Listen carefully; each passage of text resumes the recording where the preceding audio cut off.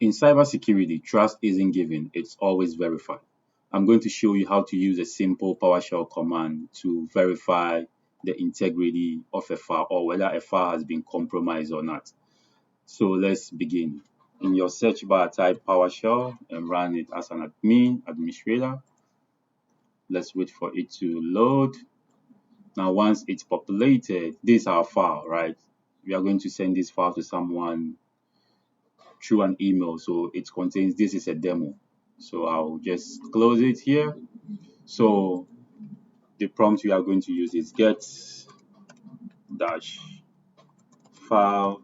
So PowerShell auto populates its file hash. Double click now, space. We are going to copy the file part of the file we are going to send. So I'll right click the file and go to properties. Now location, I'll copy the location. Once I copy the location, you can see the name of the file is not included, so we will add it. It's simple. We paste it here and then we add the backslash. It will auto populate the file. So we select the file we want to. So I'll just double click it and then space dash. We are going to use algorithm. So this algorithm, we select it and then space. We are going to use SHA-256, right, to generate the hash key. So once we have this prompt, we just press enter and then PowerShell will generate the hash key for it. So this key is very, very important.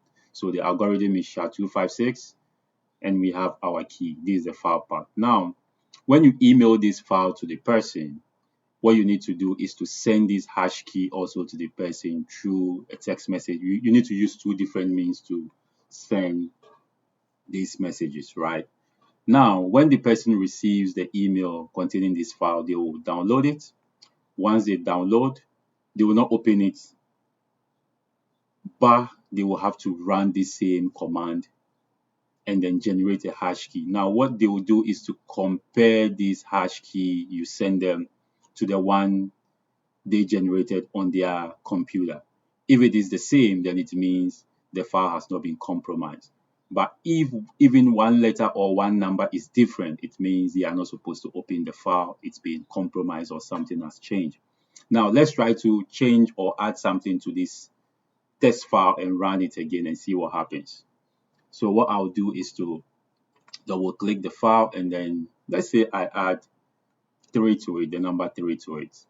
Or let's say, let me delete the period from it, right? I've deleted the period. What I'll do is to save it. Now let's run it again. So get dash file hash. Now let me copy the location here. I'll copy it from this side. Copy, space, paste here, dash algorithm, and then SHA-256. Right, so I'll press enter. Now let's see. I only deleted the period, right? I only deleted the period. Look at it. I deleted the period. Now look at the hash key that was generated. Compare this to this. This starts with 8, this starts with 0. So it tells you that even if you add or delete something from the file, the hash key changes and the integrity of the file changes, right? So it means the file has been compromised.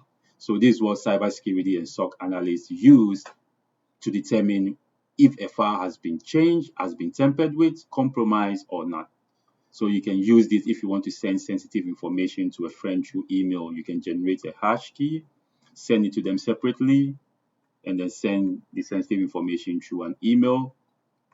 Ask them to also run the same command and then compare. If it is the same, it means the file is good. If it is not, it means the file has been compromised whilst in transit. So this can be used to investigate, for investigation, right? So if you found this video helpful, don't forget to like, share, and comment. See you in the next one.